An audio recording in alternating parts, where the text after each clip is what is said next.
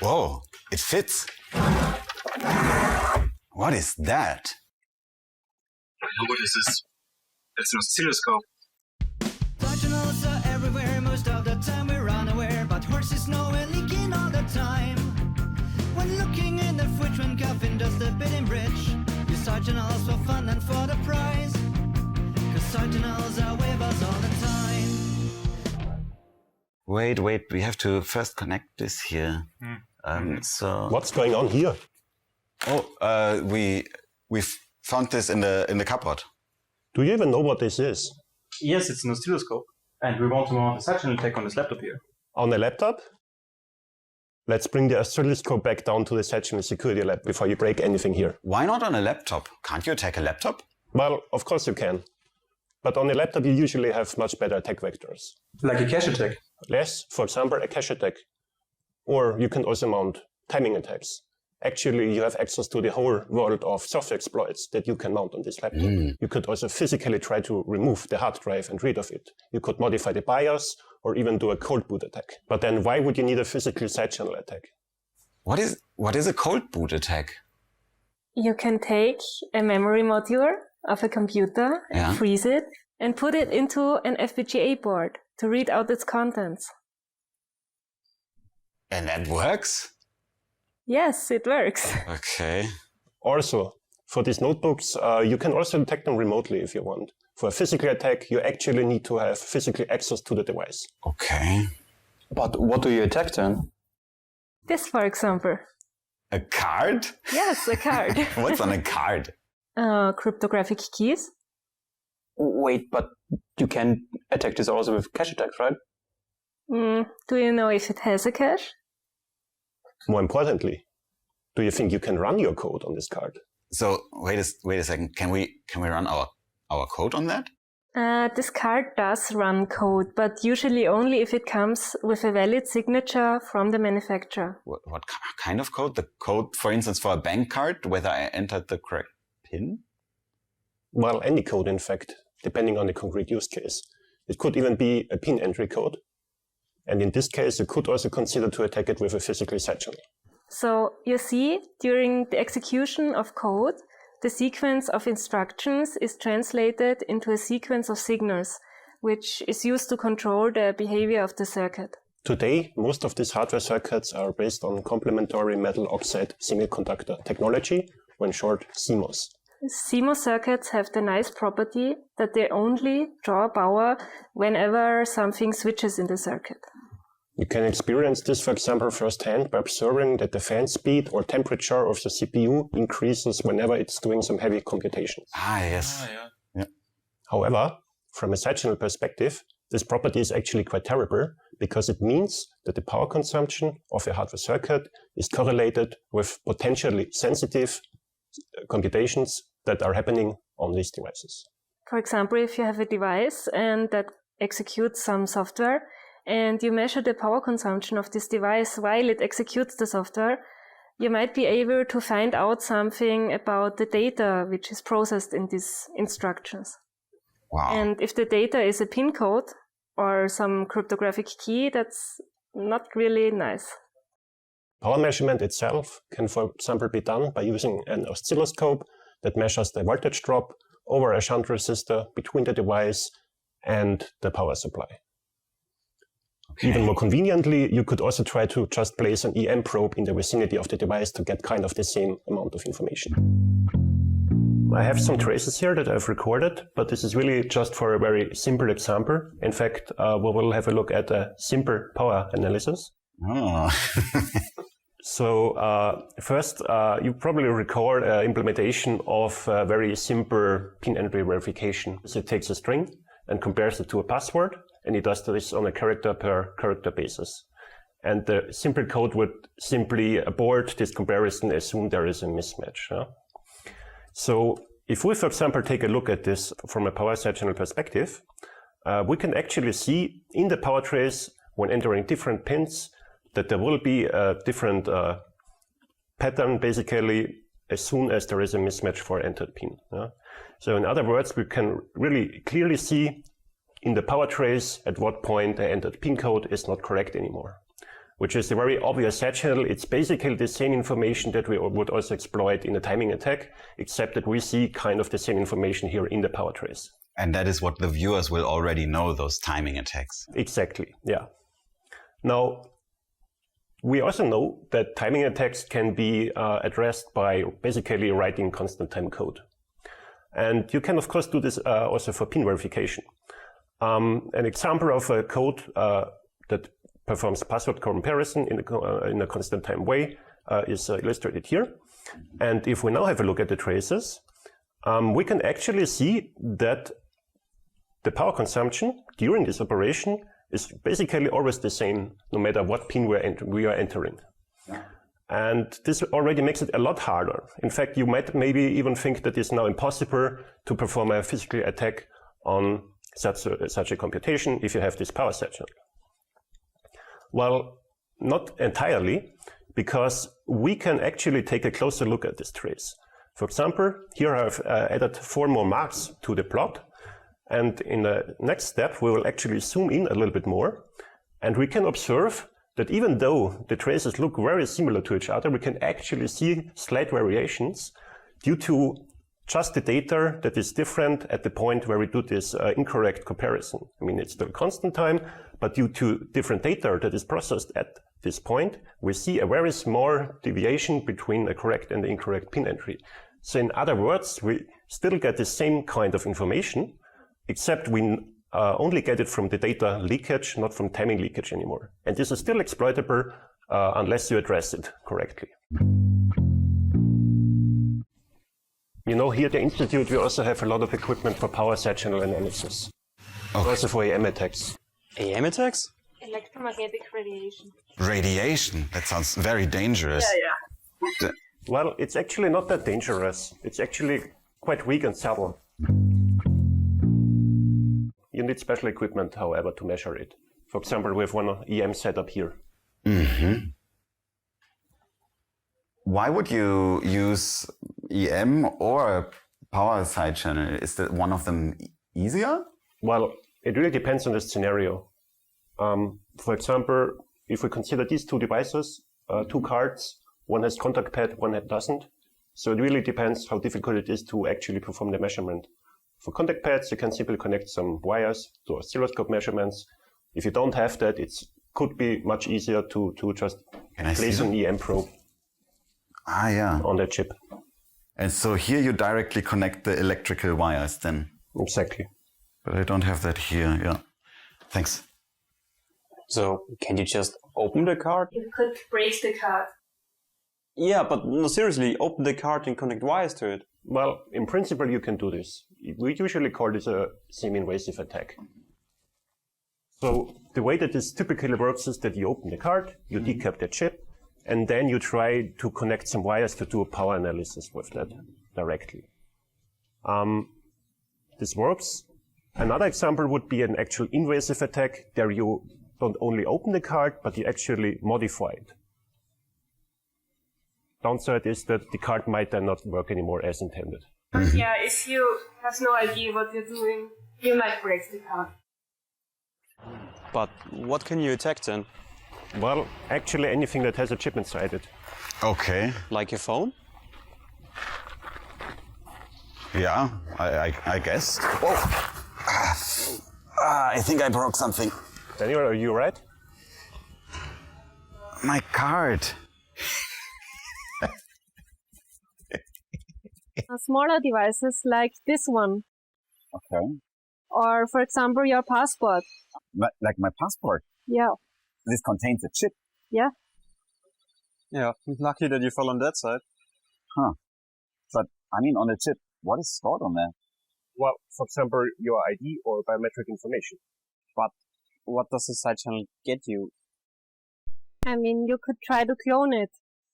Wait, why would I want to clone a password? I mean, but I have a second one, so if I lose this one, I don't want to clone yours, but you could try to steal someone's identity and clone somebody's passport. Oh. Can't I just copy the data of this chip? This is a small computer. Well, it's not really that simple because these cards have cryptographic keys deployed on them that are used to restrict access to the memory, for example. It's not that easy. Yeah, but I mean, a cryptographic key, I could also copy the cryptographic key. It's stored on there. In principle, yes, but also that is difficult because that would mean you kind of take apart a chip and directly probe memory cells. This is quite an expensive attack already, and these cards usually come with dedicated measures to prevent this or make this super difficult. Ah, okay. But anyway, I've got to leave. See you tomorrow.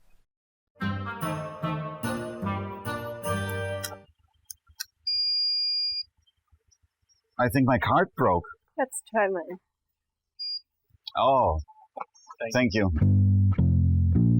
2 months.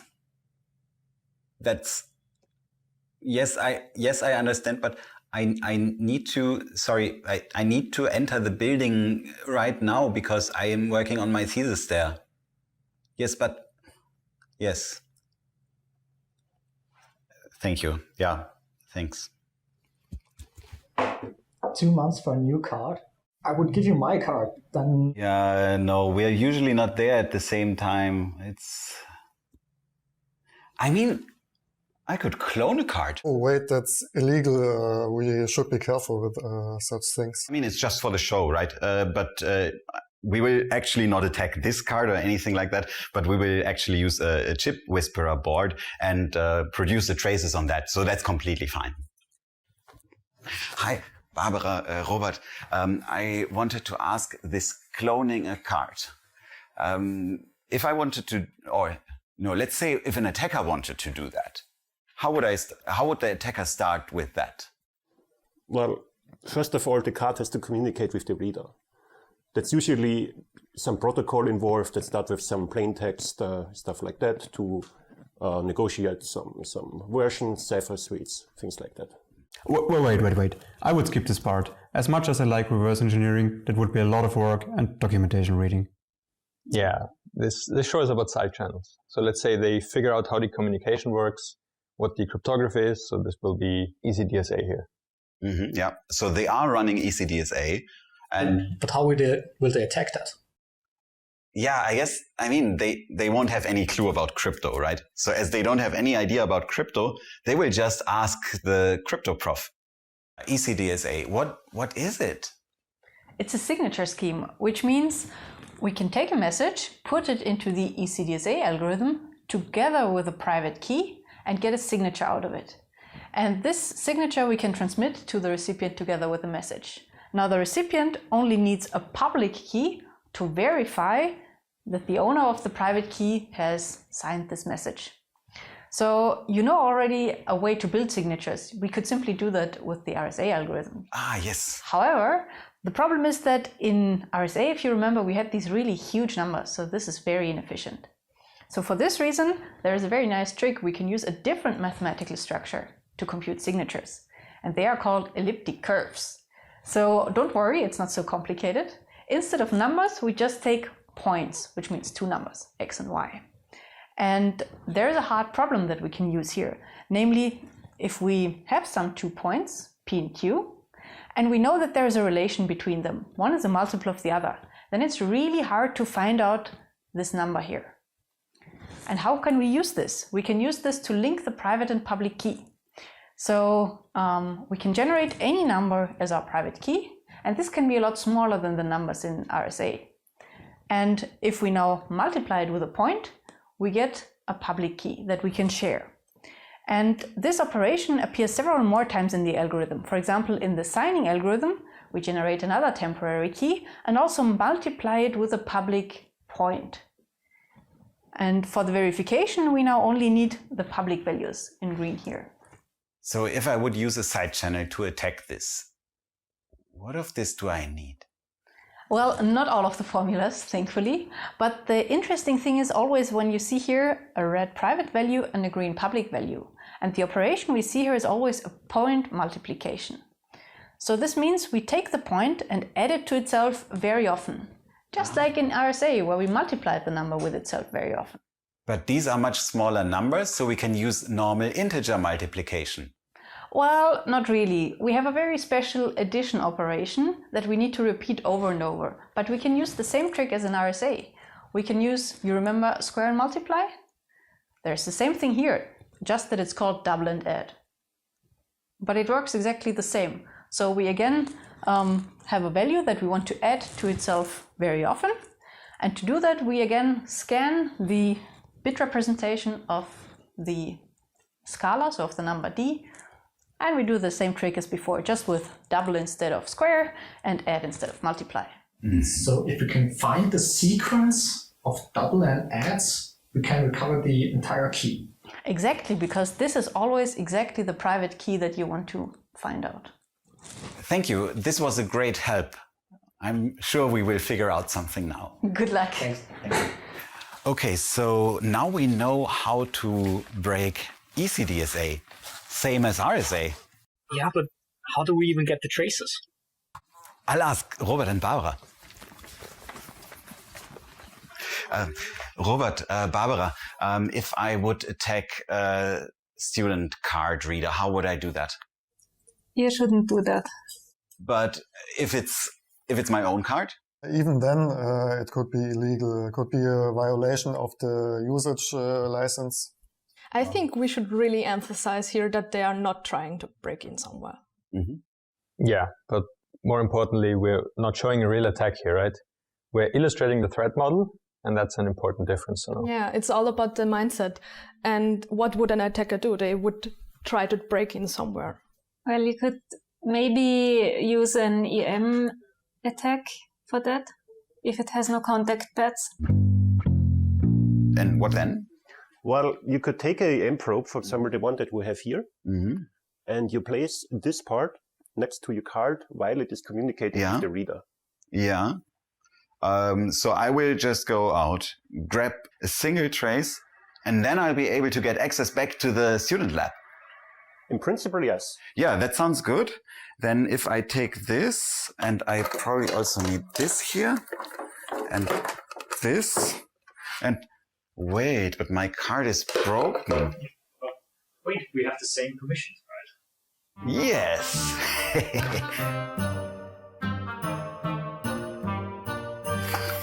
Okay. So let me start this. Turn on this. Okay. Taking a couple of pictures there. I think there might be future use for that.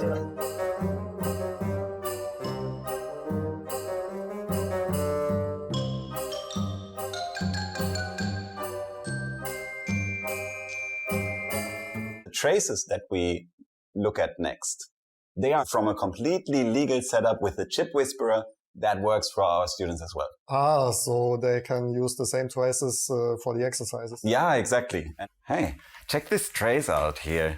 It looks a bit like RSA's current multiply. But it isn't. This is ECDSA, so this is double and add. Mm-hmm. So you have these small parts here and longer parts here. Yeah. Interesting. I guess this one here, this would be a 0. Oh, no, now I zoomed in. And the long one, a 1. The longer ones, this one here, that's a 1. Okay. So zeros and ones we have here. It's 1, 1, 0, 1, 0, 0. And so let's write this down. That's it. Took some time, but yes, nice. Yeah, that's it. We got all the bits. How did you do it? Did you write them down by hand? Yes. I mean, sure, you could automate that, but that's also fine if you have the time. But how do I now use that with a card? I mean, well, you in general have two options here. You could, for example, put this key on a dummy card and use that for authentication. A dummy card? Or you could also try to use something like software-defined radio to emulate a card. Oh, okay. But for the dummy card, do you have any dummy cards? Well, in principle, we have not right here, but I can pick one. I will just go and ask Barbara where we have them. Thank you. I'm wondering how realistic is all this. Well, Some time ago, it actually was quite realistic, because back then, this whole topic of side channel attacks was not such a big deal. But nowadays, the situation is quite different. Actually, if you want to produce, for example, a chip card that is used in applications that are quite security critical, you actually have to prove that the side channels are not exploitable. So, for example, the cards that you produce have to go through a quite extensive evaluation for this exact reason. So they don't have any of these vulnerabilities anymore? So the modern cards or devices cannot be attacked anymore? Well, they shouldn't. But of course, there are also some examples where things went wrong. For example, one somewhat recent example where things actually went wrong is, for example, Google's Titan key. This is basically a YubiKey equivalent version from Google. And there it was actually shown that you can mount more sophisticated versions of these simple power analysis attacks that we have just discussed. And there it was actually possible to extract an ECDSA key from those hardware keys. So very similar to our simple example then, actually. The setting was the same, but of course the attack was more advanced. Well, let's see whether this actually works. Oh, okay. Oh, it actually worked. I mean, that's great, but doesn't this actually worry you? Why? Well, I mean, with the proper equipment, anyone could mount such an attack. There must be mitigation strategies for that, right? I mean, don't they always try to make things constant time? Well, actually... In hardware, things get really complicated. But don't get me wrong, constant time alone is not enough. Why not? Because concrete data that is processed on a device still leaves traces behind, in the power trace. Thanks for all the help, and I mean, at least I can enter the lab now. Mm-hmm. Hi, Daniel. I heard from Barbara that you broke your card. I have a guest card for you. Yes? No?